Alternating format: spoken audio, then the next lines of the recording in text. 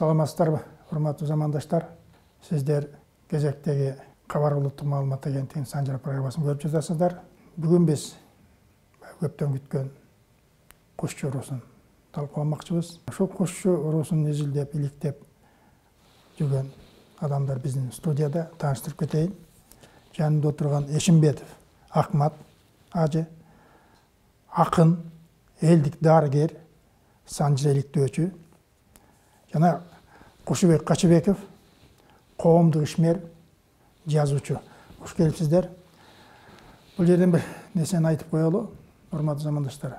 Ар бир санжыра, бул кыргыз элинин ар бир уруунун тарыхы. Муну жакшы туура түшүнгөн адамдар ушуга чейин иликтеп, изилдеп жүрчүт. Бул ушундай ишмердүүлүктү мен туура деп ойлоймун. Мына биз мурун санжыра айтканды жактырбай айтпагыла дечи эле ошол менен биз акындап келип биз улуу адамдарыбыз да өз санжыраны жакшы билбей калган бул учур болду. Бирок кийинчерээк мына биз өзүбүз акындап көтөрүп алып кеттик да. Эмне айткым келет? Эң биринчи жазган санжырада Кушчу уруусун биз так деп билчү элек. Мына ушул так экен, ушул туура экен деп. Мына азыр Кушубек Исанович өзү көрсөтөт го китептерди. Мына ошол китептерге ишенип жүрө бердик эле. Бирок азыркы учурда ушул саясатты туура түшүнүп, элди бириктирели, тууганчылыктарды бири-бирин тааныштыралы, түндүк түнчтүктү кошолу деген бир ниет менен кыдырып, мына 15 жылда жаздыңыз го. Бул Кушубек Исановичтин экинчи тому. Карасаңыздар, кандай көлөмдүү. Ушул китепти жазгандан кийин биз да бир аз барып карап көрүп, анан ошондо көп отуруп баягы дагы бар экен, дагы жазылбай калды десе, Кушубек Качыбек 3-чү томду кайра чыгарды. Бул эмне деген эмгек, чынын айтыш керек. Кээ бирөө ойлойт, бул эмне эле кылып атышат деп. Мен ойлойм, мен сизди абдан туура баалайм. Анткени бул урпактарга калат. Тууганчылык деп мына түштүктөн Акмат ажы келип отурат. Тууганымды таптым деп кубанып ушул жерде отурат. Могундай китептер чыкты. Мына ушуну азыр сан аз болуп атпайбы, акчага жарашады. Кээ бир жигиттер келет, Тынчтык байке, мен өзүмдүн машинемди саттым, санжыраны чыгарыш үчүн дейт. Эмнеге десем, ой эме тиги баламдан сөз уккандан кийин дейт, намыстанып калдым дейт, тиги өз уруумду билбеген дейт. Шестеркасы бар экен ошо. Ошону саттым Тынчтык байке дейт. Анан китеп кылып чыгарып таштап атам. Ошону презентация кылып бербейсиз дедим да. Айттым, жакшы болот. Ана биз эметебиз, аракетиң жакшы экен деп. Мына көрдүңөрбү? Адам баласы ошону туура түшүнүп, сизге деле ошол айта элем. 15 жыл изилдепсиз. 15 жылда эмне деген китеп чыкты? Улам кайра толуктап атасыз. Бул эмгек. Түшүнгөн адам муну абдан жакшы түшүнөт да. Эми бизден Кушубек Исановичтин жазган китебинен карап отуруп, ошол эле биздин белгилүү тарыхчылар жазган, белгилүү илгерки санжырачы жазган китептерден көп айырмачылыкты көрүп атпайбызбы? Аны өзүңүз азыр токтолуп кетесиз. Негизи биз Кушчу уруусун солго кийребиз.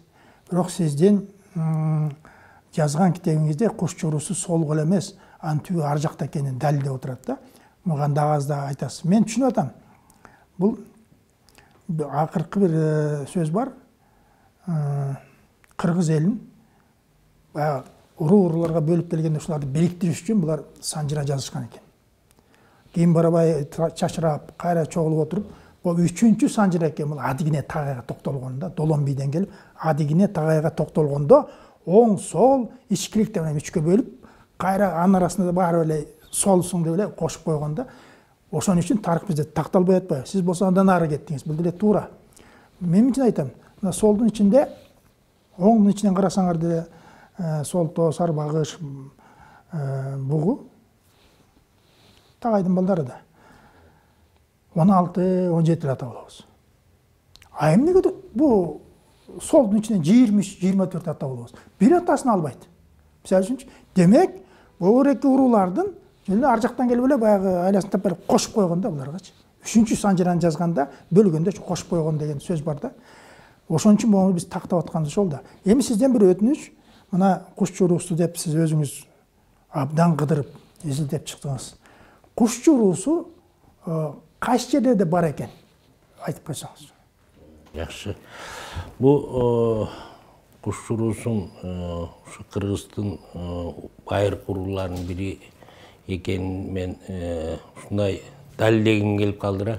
Себеби мынакей 95-жылы чыккан тарых илимдеринин доктору Сабыр Аттокуруп агай бар эмес беле. Ошол ушу Кыргыз Санжыра деген китебинде мынтип жазып атпайбы? Ошого карабастан куш чуруусунун азыркы насилдери Санжыраны өтө начар билишет дейт да. Анан бул ошо баягы 15-жылымдан бери эле алып жазып койгондой сезилип калды. Анан мен бул агайга келдим 90 ушу китеп чыгаруу менен 90-жылдын ортосунда Илимдер Академиясында отурат экен. Анан бул иши менен бир 5-6 саат аябай такташып, анан бул иштин кемчиликтерин, энди бул иши баягы Абрамсондун экспедициясына баягы студенттерге жаздыргандан алып койгондой сезилди бага. Анан мен айттым: агай, мына мен ушу куш чуруусунан сиздин катаңызды эгер туура көрсөңүз мен айтып берейин дедим. Бул жерде мисалы мен Каймазар уругунан болом куштун ичинен. Сиз Сайнасар деп жазыптырсыз. Накайды Ноокай дептирсиз. Аксак бөрү, Сокур бөрү дегенди сиз Сары бөрү дептирсиз. Ушуларды айтып, көп нерсени айтып, анан кийин бул жерде дагы көп уруулар кирбей калып атпайбы? Мисалы Абрамсон дагы жаңылганбы деп ойлоп калдык да. Себеби Абрамсондун мынакей 704 бетинде 99-жылы чыккан жана Сорос фондусу чыгарган китепте. А жерде дагы ушул куш экиге бөлүнөт да, жоош Меңдуулат. Анан жооштон 7 бала болот. Чылпак кушчу, Кыржы, Каймасар, Жантайдан тарайт да. Каймасар, Сабатар, Боочу, Карагыжур, Амангушчу таба болуп кетет да. Анан эми бул ушунча 20-30 жыл иликтеп академик Абрамсондо дагы биздин ушул жооштон тараган Боочу, Карагыжур, Амангушчулар кирбей калган. Ошону кайталашып эле бул тарых илимдеринин доктору профессор Аттокурупта дагы ушундай чийкиликтер көп экен да. Анан Меңдуулатта, мисалы Меңдуулаттан 20-дан ашык урук тарайт. Бу жерде бир 10 чакты 5-6 эле киргизип койгон да, жартысы жок. Анан мейли дедик. Анан бу Эсенкул Төрөканов деген аксакал бар эле. Мен атайы барып, Буран айылына барып жолуккам. Ошондо 90-дан ашып калган экен, 2003-жылдары. Анан а кишинин Сол канат Кыргыз деген китебин дагы алып аябай барактадык. А кишиде дагы ушундай көптөгөн кемчиликтер көп экен да. Эми ал кичине окшоштуруптур, себеби бул киши өзү кийин баягы 90-жылдары эл аралап, эгемендүүлүк алгандан кийин бүт Кыргызстанды кыдырып чыгыптыр. Бир аз окшошот, баары бир кемчиликтер аябай эле толтур экен. Анан ошол мен Сабыр Аттокуруп агайга айттым: сиз бизди кушчунун насилдери Санжыраны аябай жакшы билишпейт деп атасыз. Мен сиз менен ушу Санжыра сүрүшөйүн деп келдим дедим. Десем, анан эми баягы улгайыңкы иш экен, өтө катуу кетишкен жокпуз. Анда сен өзүң уруңду өзүң жазып кел деди. Анан мен да текшерейин сени деди. Анан аңча биз антип жазып кийин чыгардык. А киши раматылык кайтыш болуп кетти. Бирок баары бир кандай болгон күндө дагы ошол Кыргыз Санжырасына баягы союз тарагандан кийин мындай китептерди чыгарган Сапарбек Закиров, Аттокуруп, бул Төрөкановдорго баары таазим этишибиз керек. Рахмат айтыш керек. Ал эми кемчиликтер улам бул Санжыра деген так илим эмес да. Улам толуктала берет, улам көбөйө берет. Ошонун негизинде анан мен жер кыдыра баштадым. Кыргызстанды бүт кыдырып чыгып, кытайлык кыргыздарга бардым. 2011-жылы ошол Кара Жүүл, Улуу Чат, Акчи райондорун Одан деп коет. Бүт кыдырып ошол жердеги кушчуларды аякта аралашып айта берет экен, кушчу деп. Бүт кыдырып жазып, тактап келдим. Бирок баягы убакыт аз болуп, анан ошол жерде Чыныбай деген жигит бар экен, тарыхчы. Анан ага дайындап, ал кийин дагы толуктап 2016-жылы келип анан кийин тапшырып кетти. Ошо менен ошол Кызыл Суудагы кыргыздардын кушчулардын Санжырасы такталып калды. Бирок наркы Иле Казак автономия областы жакка бара албай калдык. аякта дагы ошол жакта көп уруулаштар калып калды. Андан тышкары эми биякта өзүбүздөгү Казакстандын баарын эле кыдырдык. Ооба, Казакстан жөнүндө Жамбыл областын, Караганда, Акмола, Көкчөтөдү баарын эле кыдырдык. Мына Караганда да көп уруулар бар экен. Жамбылго эми бизге жакын, бул Мерке районунда, Кулан районунда алар толук жазылды. Анан Өзбекстан боюнча дагы мына акыркы жылдар эле ачылды, 2-3 жыл чегара. Ага чейин бара албай калдык, бирок мындай байланыш болуп атты. Ошол жактан келген этникалык кыргыздар аркылуу Өзбекстанда, Анжандагы, Жизактагы, Намангандык кушчу кыргыздардын баары толук кирди, Кудай буйрса.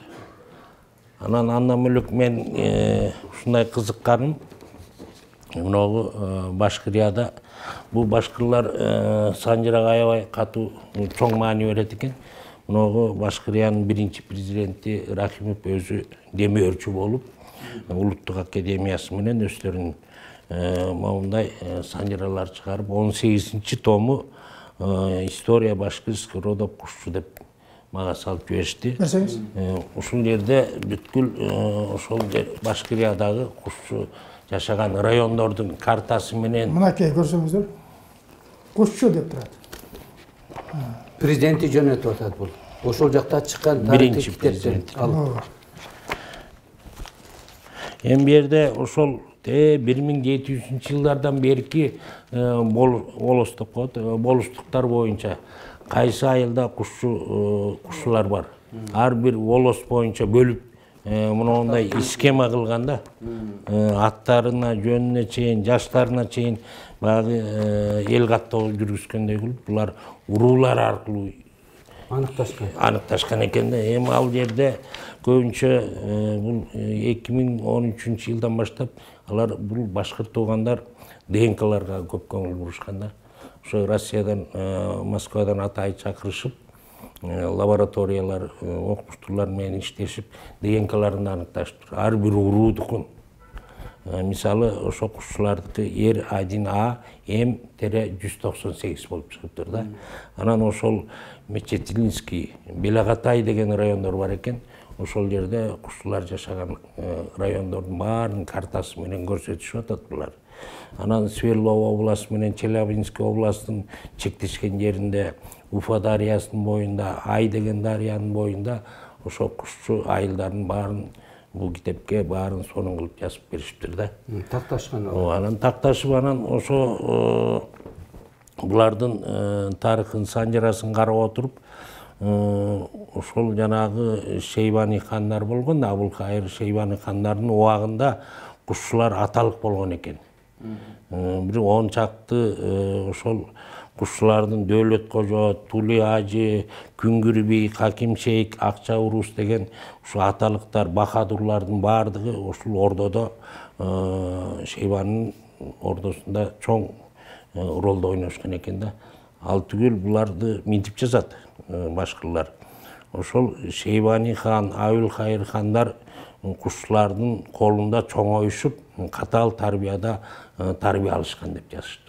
Мынагы китептин 26-чы бетинде булар баягы энди орусча бергенде мен кыргызча которуп жаздым. Шейбани хандар дейт, анын ичинен Абулкайыр хан дейт. Ошол Мухаммед Шейбани хан кушчулардын арасында жашап дейт, катаал тарбия көрүп өсүшкөн дейт.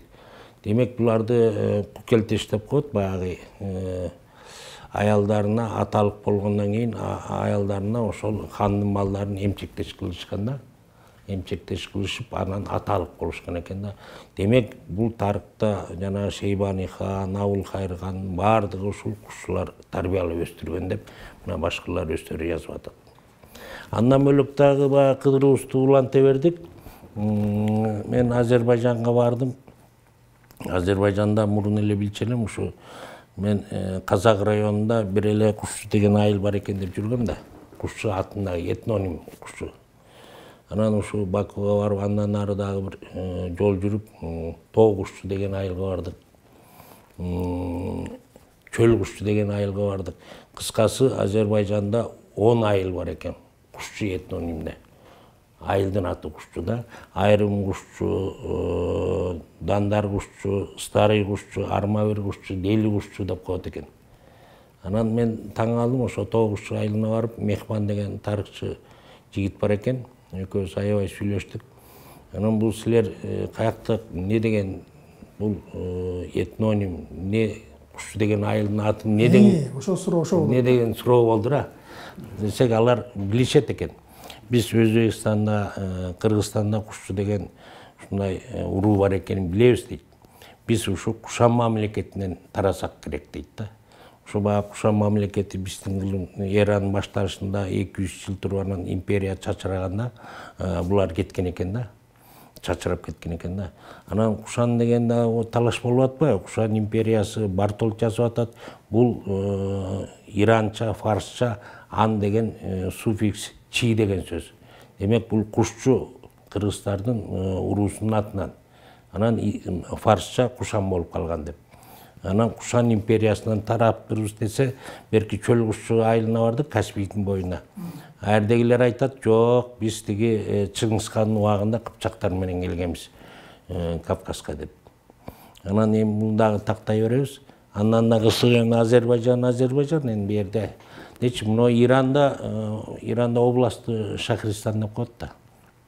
Урмия деген Шахристанда, Урмия деген райондо кушчу деген айыл бар экен. Анан мен бу жердеги ирандык балдардан сураштырып такташтык. Булар өздөрү фарс тили менен болгону менен ошол кушчу деген айылда түркиясышный дейт да, түрк тилдүүлөр жашайт дейт. Демек, булар Азербайжандарбы, же түбү кыргыз Азербайжандарбы, ушу мен кол жетпей атат дегендей мында тактай турган жерлер бар. Анан бу түрк туугандар менен да сүйлөшүп мурун эле билчелик. Түркияда Элязык деген область бар, ошондо Кебан деген район бар. Кебанда дагы кушчу деген айыл бар да, бир кушчу деген айыл. Мен такташтырып барал аяка жетпесем дагы сураштырсак, бул түркмендер жашайт экен аякта. Эмне үчүн кыргыздар эмес, эмне үчүн түркмендер биздин уруудун атын алып жүрөт? Кыскасы, бул кушчу деген этнонимди дүйнөнүн бардык жеринде барбы деп калдым. Эми Крымда гана болсо баарыңыздар угуп атасыздар. 1944-жылы, анан 45-жылы, анан 48-жылы РСФСРдын указы менен бүт кыргыз айылдарын баарын жок кылышканда, орусча которуп салышкан. 28 майда 1948-жылы акыркы указ менен кушчу айылын Охотниково деп койгон, Карачоро, Маңгыт, Найман, Саруу, ушундай кыргыз эле Асанбай, Акмат, Асан, Алтыгүл, Чолпон, Айгүл деген айылдар бар экен да. Ошол кыргыз айылдарынын баардыгын указ менен жок кылып, анан бул жакында эле ошол Охотниково айылын кайра кушчу кылып өзгөртүп атат да энди. Эми ошол жердеги Крымда эмне үчүн кыргыз айылдар, кыргыз уруунун атындагы айылдар. Коңрат деген айыл бар экен, Карачоро деген бар экен. Анан эмне үчүн мындай болуп калды? Мына ушул изилдей турган иштер айтып отурса көп аябай.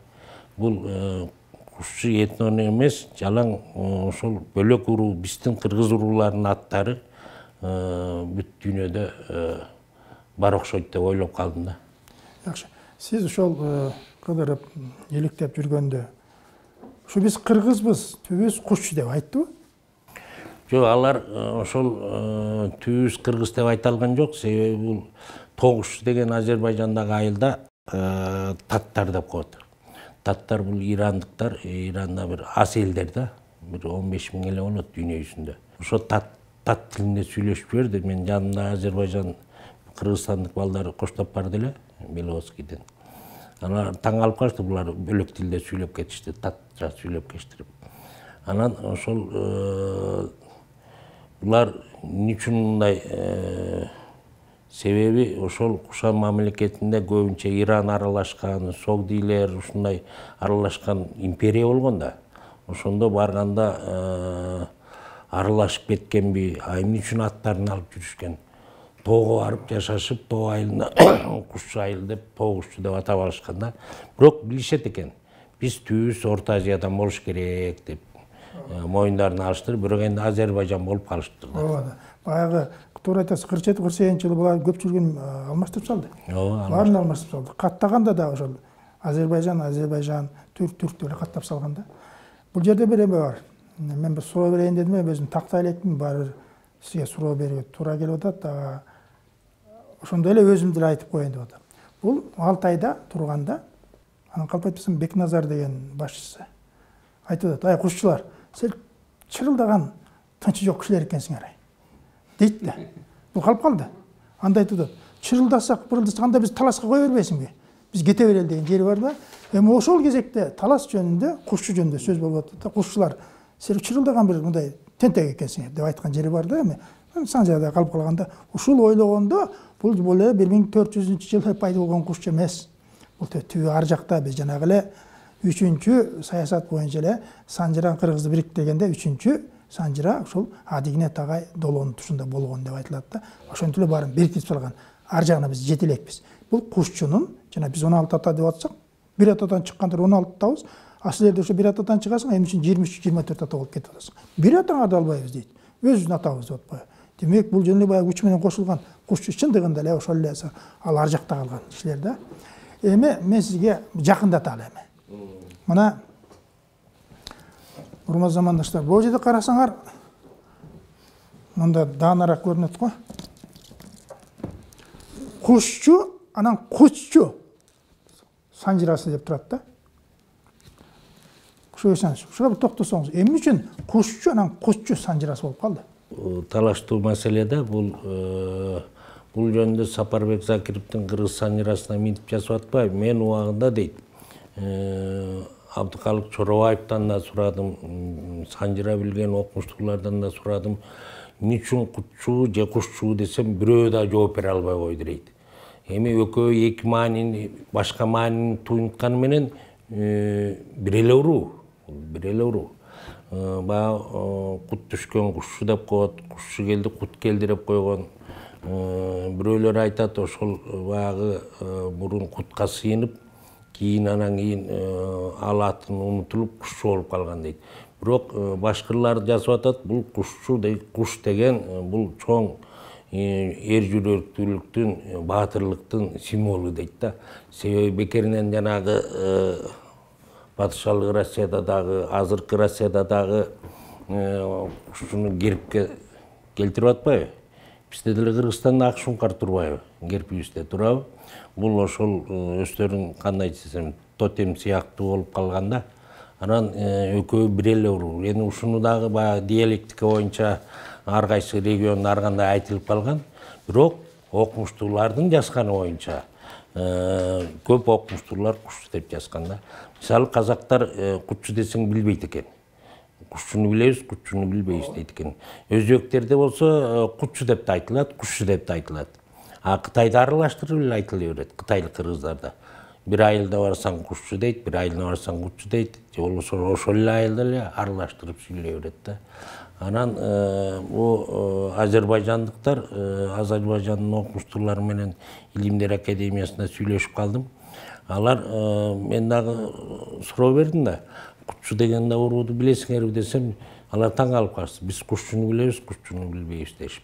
Анан дүйнөлүк окумуштуулар баардыгы кушчу деп жазганда, бирок кутчу деп деле айтыла берет. Себеби ошон үчүн бул Абрамсондук боюнча алдык да, ал дагы кушчу скобкага кутчуну койгонда кашага кутчу деп экөө тең айтылат деп туруп. Эгерде биз кушчу эчтеке каша койбой туруп экөөнү жасаганда эки уруу болуп кала турган. Туурабы? Кушчу кутчу болуп. Ортосуна тере коюп коелук дейли. Анда кушчунун баласы кутчу болуп калат. Тырмакча койсок жер суунун аты болуп калат. Биз ошон үчүн ойлонуп отуруп ушундай келдик. Эми муну да түшүнмөгөндөр ар кандай баягы ой жорушуп атат. Эми мезгилдин өтүшү менен илимге таянып мындай сүйлөсө жакшы болмок деп ойлойм да аларды. Эми бул жерден сиз кут кирген деп атпайсызбы? Буган мен ойлойм бул кушчуга кутчунун мындай эмеси жок. Бул илгери Самаркандтан табылганда жанагы 30 метр Будда та бізде Будда дейміз да. Самарада. Самарада табылған да. Ошоға ел барып сыйынып тұрған. Құт келді деп сыйынып тұрғанда бардығы бара алған емес. Барып оны аяғында сұрап алды кімден. Ұлықсат ушул ташты біз кичинекей чегіп өзімізге алып кетсек, үйден сыйынсақ болобу депчи. Ана айтпай, алгыла. Бар ел албасаң чегіп кеткен. Жана үйгө құт кирди деген. Құт кирди деген ошондан калганда құтчу құт кирди деген ошол. Негизи кушчу жөнүндө ол бардыкча деле кушчу деп айтат. Менге де құтчу десе мен айтам, кимден тарайсың? Десем айтат, кара кужурдан. Кара кужур кушчу да. Мына сиз сабатарсыз. Ооба, сабатар ооба. Сабатардын Тагай Тилеш деп бир турган сиз кимден кетип атасыз? Биз Тагаштан. Мына түштүктөгү, мисалы үчүн жигит чаткалдык келип сүрүштүрүп келгенде мына сиз Тагаш Тилеш бир турган сабатар. Талас. Ооба. Биз Тагашпыз. Нокенде чаликелер, Тагастылар. Ооба. Бизде кушчунун ичинде сакалды кагастылар бар да, шараноттор бар. А Нокенде кутчудан тарашып ататылар. Демек экөө бир эле уруу. Ушундагы бөлүп жарып. Ооба. Тындап келгенде мына бизде жана атасы сурап атпайсыңбы? Ой, бир элесиңер. Силер де үстүн билбей атпайсыңбы? Биякта билинбей калып эле топ болуп кетип калып атышпайбы? Баланча топ, тиги топ деп, анткени уже үзүлүп калды да. Анан могинтип мына сиз барып иликтеп, жиликтеп келип кошуп атпайсыз. Мына мен сизге айтайын. Бул көлдөгү кара кучкач менен чама. Биз таластык экенибизди билебиз, кимге кошганды билбейбиз деп эле айласы кетип жүрчү балдардынчы, кызыккандар. Эми сиз айтсаңыз, мына сиз кыдырып жүрүп коштуңуз го. Кимге коштуңуз? Бул Бостери менен Кашат айылындагы кутчулар. Эми аларды кутчу деп айтылат, биз деле кутчу деп айта берели.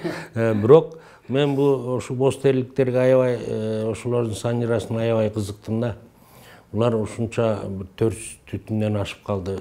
Ушунча түтүн эмне үчүн санжирасын билишпейт деп. Анан иликтеп отуруп булар аксакалдарына баягы силер таанып болушуңуз керек. Үсөнгас аксакалга бардым. Баары эле Каймазардан башканы билбейт да. Кушчунун ичинде Каймазарбыз дейт. Каймазардын ичинде кайсы урук? Каймазарды айтсыз ошого түшүп атпайбы? Каймазардын ичинде кайсылар? Ошого келгенде такалып калышат экен да. Анан нары Кашат деген айылда Темировкада Ернисти тааныйсыз да. Ернис айтып калды, Абрамсонду карасаңыз биздики бөлөкчө айтылат экен деп. Билем дедим. Бул Абрамсонда жазып атпайбы?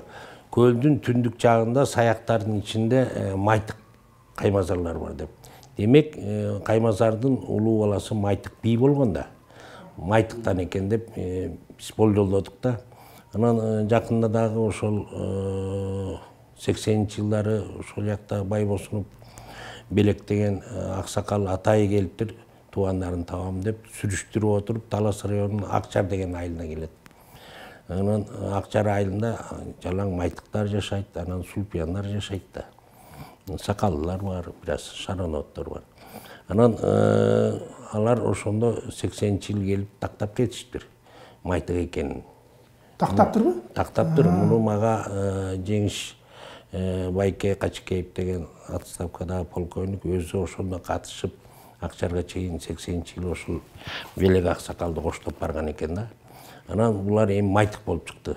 Өткөн 2-чи томунда булар адашып аксак бүрү деп айтышкан да мага. Токтогучуктун бе? Токтогучуктун. Каймазардын аксак бүрүсүнөн тарайт экенбиз. Ал туура эмес болуп чыкты. Мына ушинтип тактала берет экен да бул. Туура айтасыз. Мен Токтогучукту дагы сүрүштүрүп көрсөм, Токтогучукка да чак келет экен да буларчы. Анткени Эрнис дагы кубанып жүргөн, кошту Кушубек Байке деп кубанып жүргөн да. Эми жана майтык деп атпайсызбы? Билесиз го, майтыктын Шүкүрүнүн Беки деген баласы бар. Sizde. Şu Bekin ekisi olası var. Ağalı Abdikerim. Mına uşular Tarınçıktan Gölgöde var çıkadı. Gölgöde var çıkadı. Gölgö var. Bir top жылдан кийин кайра көчөбүз. Кой элибизге жетебиз деп бараткандан анан жолго барып токтогон баласы төрөлгөндө Босого деп койгон. Босого. Таластын Босогосуна келип жанагы Кыязбек андан кийин төрөлгөн балдарда. Мен ойлойм бул майтыктын тукумунда негизи келгенде. Ооба, майтыктан. Шүкүрдүн балдары, майтык деп айтабыз да. Ооба. Бул Шүкүрдү билесиздер да. Бул 1759 жылдары калмактар кеткенден кийин Бейжиңге элчиликке кошулуп барган да. 58 го дейм. 58-59 эми ошол 1 жыл нары бери такталбай жүрөт. Ошондо Шүкүр кошулган кушчулардын атынан. Шүкүр ошол Бейжиңге чейин барып, элчиликке барып келгенде. Бу негизи атаңыздын экен, чоң атаңыз. Бу Майтык баягы аялын кетирип жибербеди беле? Билесиз го? Ошо кетирип жибергенде кийин айтпады, аянда бала төрөлүп туруп байды. Ошол Шүкүр. Мен билем. Шүкүр тың чыккан үчүн Шүкүр барды Кытайга, элчиликке. Шүкүр тың чыкпады. Шүкүр жанагы Андакул, Көбөк деген балдары бар. Көбөк жөнүндө эмне айтасыз? Бул Көбөк дагы ошол Майтыктын бир урпагы да. Бул жанагы Талыңгыс жана Көбөктүн айтышы деп атпайбы? Бул биздин Жайылды районунда Акбашат деген айыл бар. Мына ушул жерде Майтыктын көбөктөрү жашайт. Бүгүнкү күндө бир 50 түтүнгө барып калды. Акбашатта булар ошол баягы мен Бүргө батыр жөнүндө китеп жазып, изилдеп жүргөндө ушул туусун казактар алып кетти дейт. Бир чүйдө дейт, мен иликтеп жүрүп, Казакстандын баарын кыдырып таппай койдум да. Анан кийин ушул Кара-Балтага келгенде бирөө айтып калды, бул Акбашатта кушчуларда деп. Анан барып отуруп, иликтеп отуруп, анан көрсө өзүнүн туугандары экен, Майтыктар экен да, Каймазар Майтык экен. Көбөктөн тарашкандар да. Анан мен ушундай туу издеп жүрөт элем дедим да. Десем, биринчи айткылары келген жок. Көрсө баягы Бүргө кайтыш болуп, Калча батырдын убагында эми тууган ичинде баягы арасташып кетип, алыска кетебиз эndi. Болбой калды решип, анан кийин медер тутуп жүрөлү деп Бүргө батырдын туусунун койнуна ката чыккан экен да. Анан ошончо жылдан бери 200 жыл катып жүрүшкен экен. Ошо боюнча баягы 1 жылда бир жашырышып, күнгө жайымыш болушуп, Куран окутуп бекитип жүргөн экен. Анан ошон 90-жылдардын аягында таптык. Анан кийин Бүргө батыр фондусу түзүлгөндө ошол тууду кайра өткөзүп алдык. Азыр менде турат. Бул Майтык да өзү белгилүү киши болгон. Эл арасында баягы топко кошулуп сүйлөгөн киши, баягы кадыр-барктуу киши болгон. Анын урпактары тың чыкты. Ошол Бекинин алы деген небереси бар эмеспи? Алын калп айтпасам, Кудайберди Кызылбаш. Кызылбаш Кудайберген. Болуш болгон да. Болуш болгон. Бул белгилүү киши да. Кызылбаш Кудайберди алынын баласы. Калп айтпасам, мына жанагы эми айтпайын тентип деп. Баягы кайра жок, баягы кыдырып жүргөн баары менен кайра ошо эл болуп, баягы дагы балдардан даңктуу кишилер чыккан. Анан Кызылбаш Кудайберди деген аты көп чыгат негизи. Эми буларды 29-жылы жана Карабаш Кудайбергенди, Кызылбаш Кудайбергендерди кулакка тартып атпайбы, Оренбургка айдашып. Анан ошол Оренбургка кетип атканда бир эми негизи ошол убактагы мыйзам боюнча ошол кулактын өзү гана, байдын өзү гана кетиш керек экен да, үй бүлөсү менен. Биздикилер НКВДлар тууган уруктарын эч кимсин калтырбай эле чогуу эле арабага салып айдай беришкен да. Анан ошондо Кудайберген Кызылбаш айтат экен, мыногу бир баласын Өбөркүл деген бул кыйналып калат го, жагы төрөдү баласын чүйгө төркүндөрүнө качырыла деп. Анан ат менен чөңөрдү ашырып, анан бияка одуруп, анан бул биздин Бөксө жол айылына келип, Жайылды районунда. Анан ошол жерде жүрө берип, анын баласы жүрө берип, анан баягы Кулактын баласы, Болуштун баласы деп айттырбайт да ал убакта. Ошо менен жашырып жүрө берип, анан кийин эле мындан 10 жыл мурун анан кийин чыкпадыбы. Көрсө, ошол Кызылбаш Кудайбергендин түстөнсүз чөбөрөсү экен да. Көп качырды ушинтипчи. Надырбек деген башкаларга жаздыра коюп, ат кошчуга жаздыра коюп, тукумун алып калган. Биякта тарыхта абдан көп ушундайлар. Анан Үметалы деген атты билет экен, анан Кудайберген дегенди угуптур, Кушчекерин билет экен. Анан кийин бул Солто Санжирасы чыккандан кийин барат да, Солто болуп жүрө берген да тайкелердин колунда. Анан ал жок. Анан мен эмне керексиң? Сен кушчусуң, сен жээнсиң. Анан кийин ошондон издей баштап, анан мага келип таласка барып, анан сүрүштүрүп отуруп, анан таап бергенбиз. Мындай табылгандар, тууган тапкандар көп. Мисалы дагы бирде мен айта кетсек, Улуу Ата Мекен согуштун убагында муну Алабукадан Кочкоргал деген жигит согушка барып, анан уласыпчылардын армиясы менен туткунга түшүп калган да. Анан туткунга түшүп, анан кантип бошонуп келгени белгисиз. Согуш бүткөндөн кийин 45-жылдары айылына келип, анан айылына келип түшсө, бир күнү сот болуп атыптыр дейт, райондун моргорунда. Анан эмне болду деп билсе, ушу туткунга түшкөндөрдү Сибирге 25 жыл айдап атыптыр. Анан ошондо ата-энеси өлүп калыптыр, бир 2 жаш, 13 жашар, 16 жашар, 2 инisi экен да. Анан коен, мени айдап жиберсе, бул инилерим эмне болот деп, анан 2 инисин алып алып, айыл аксакалына айтып, мен кеттим деп, анан белгисиз тарапка кеткен да. Ошону 75 жылдан кийин сүрүштүрүп отуруп, ошо Алабокалык Кушчекен Кемерово областына барып, аяктан бүгүнкү күндө бир 40 түтүм болуп калыптыр. Жарысы Алматада, Татарстанда жашайт экен.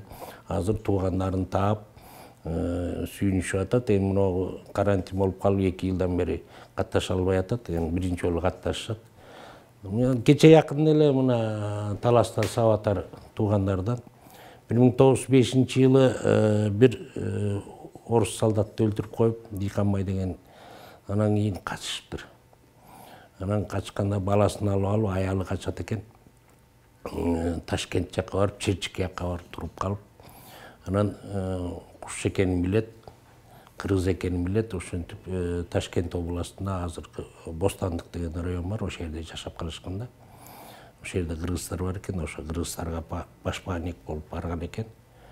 Анан мындан 2 ай мурун ошол Таластагы ушу Санжыра сүрүштүрүп отуруп, ошо Дыйканбай деген кеткенин билишет экен булар. Бияктагы туугандары, Таластагы туугандары келишип, ошол жактагы Ташкенттен келген, бул биздин Москва районунда баягы жарандыкты алып, этникалык кыргыздар келген да. 10 жыл болуптур келген. Анан жүрө беришкен да, силер Беловодскийге барып мен жолуктум, Барпбек деген. Силер билесиңер тууганыңарды? Ой, Таластан экен, билбейбиз. Анан сүрүштүрүп отуруп таап берип, мына жакында жолугушту, баардыгы үй бүлөлөр бири-бири менен.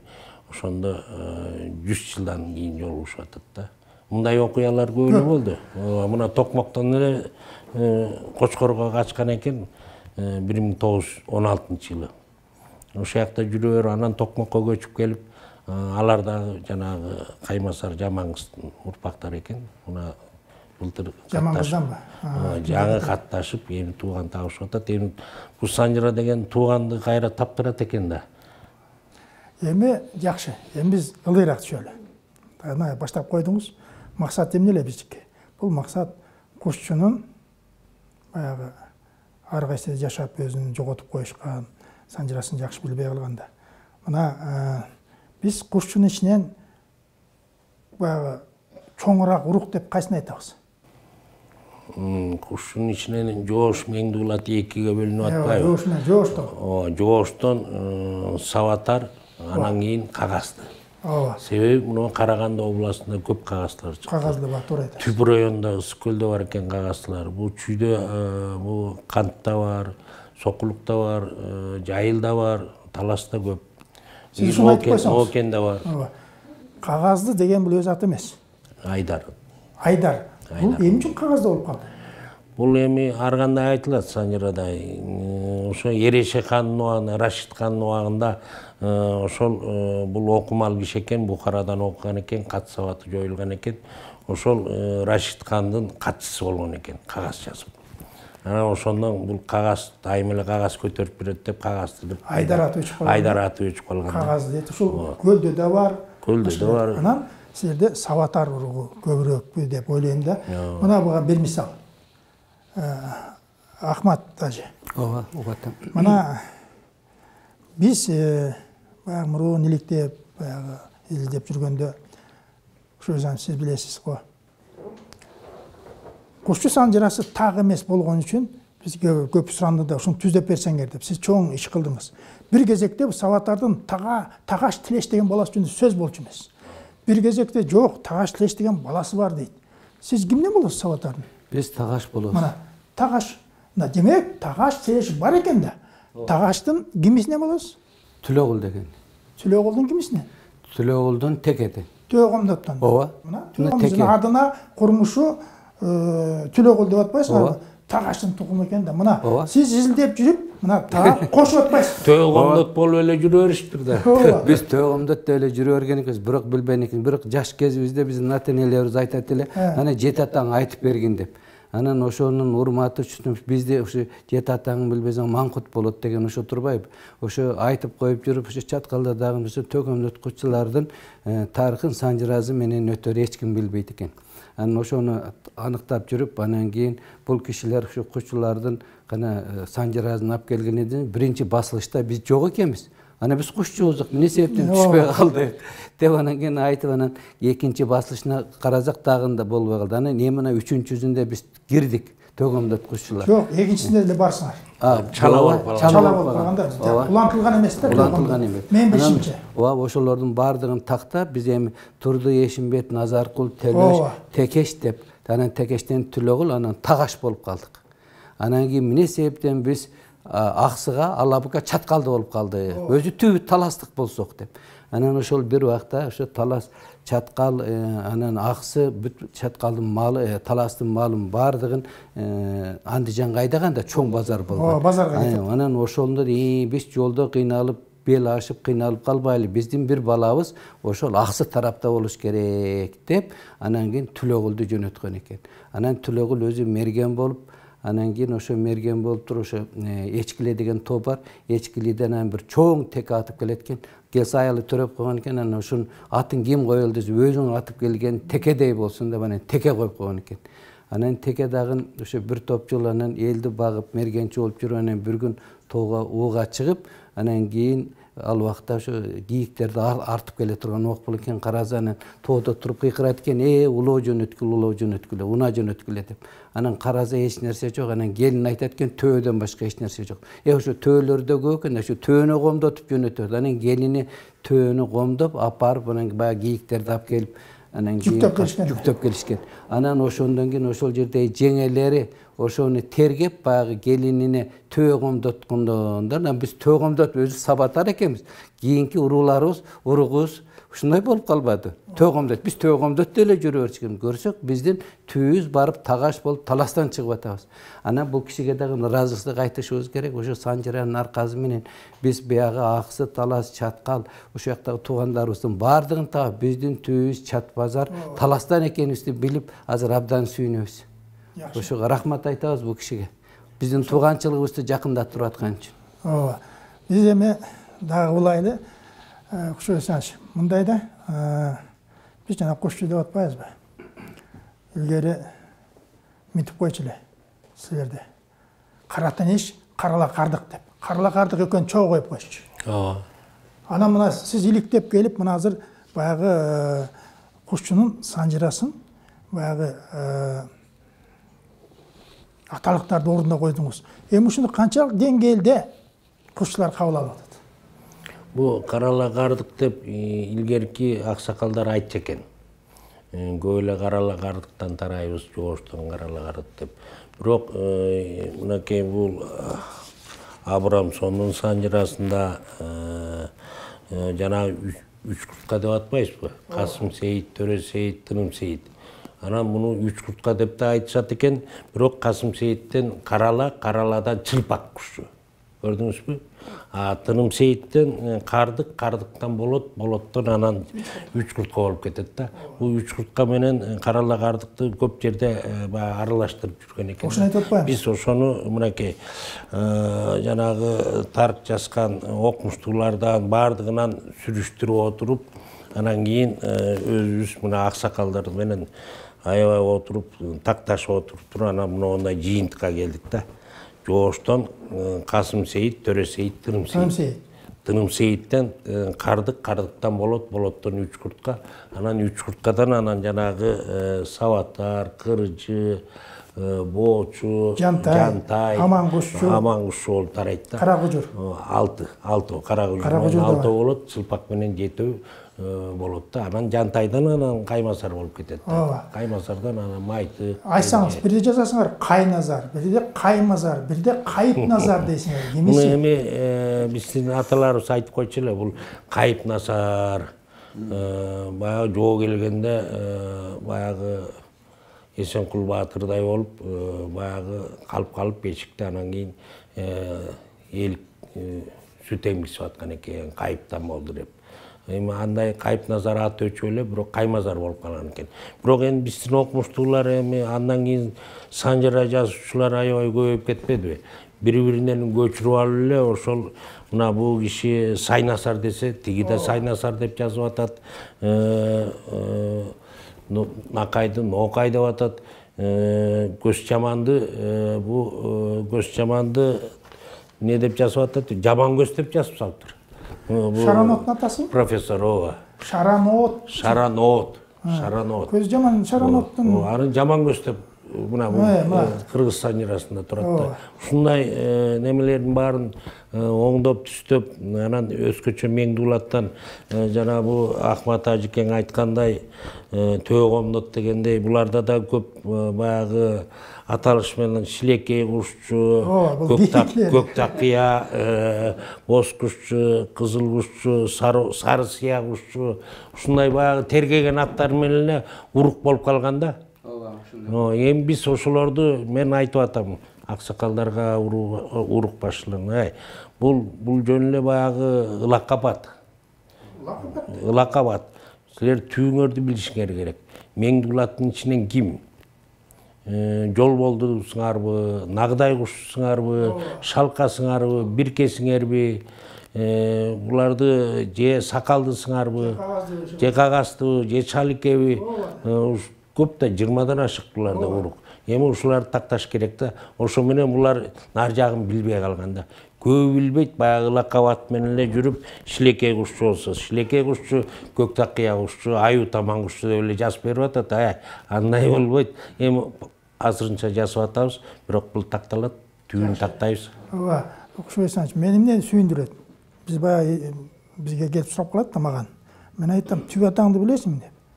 Ана ошо сурап келгенде түп атасы окшош турбайбы? Айткандай анан сүрүштүрүп келип, билгенибизди айтып атсак ушунчалык ыраазы болуп атат да. Кеде айтып атпайбы? Менин атамды таап бербейсиңби дейт. Улууч экен. Сиздин атаңызды мен билбейт экенсиз. Билбейсиңби дейт. Ошого жаман болдум. Менин атасын таап беришим керек экен да. Кедечи ушундай түшүнүктөр бар да. Анан жанагы иликтегенде мен сурайын да дайым. Түп атыңды энең эмне деп айтчу? Атаң эмне деп айтчу эле? Сен ошону эстечи, анан мен чыгарып көрөлү депчи. Мен биз санжыр айтканда эмес, калп айтканга болбойт. Жөн эптелеп оштурган болбойт да. Биз ошонун баарын түзөп беришибиз керек да. Ушундай да. Эми сизге суроо. Мына биз азыр Кушчудан Кара Тенеш деп эле токтодук да. Ушуга баары эле макулбу? Макул. Анда Жоош Меңдуулат эки бала экен да. Жоош Меңдуулат эки бала болот. Жоош Меңдуулат, туурабы? Анан Жооштон Касым Сейит, Тыным Сейит, Төрө Сейит деп кеттиңер.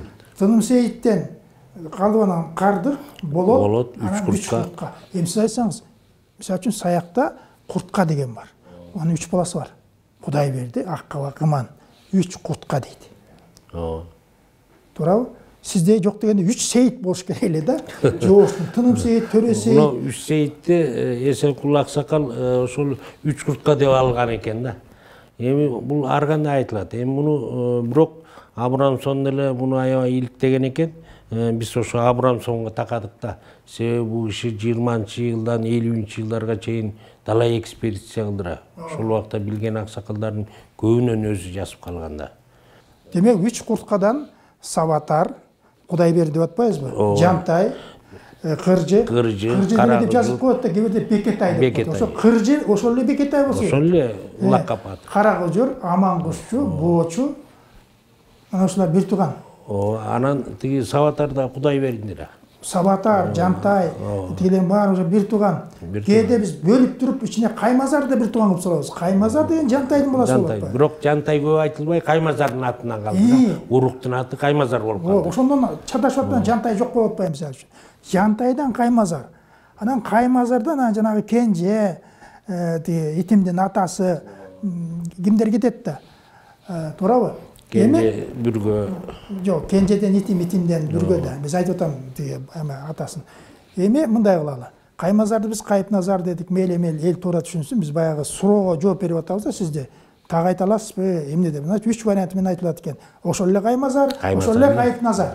деп эле айтылганы да. Эми бул окумуштуулар Сайнасар деп ошо менен көбү Сайнасар деп андай жок. Кыргыздын түп атасы Сагай десе чалкан кетип калат.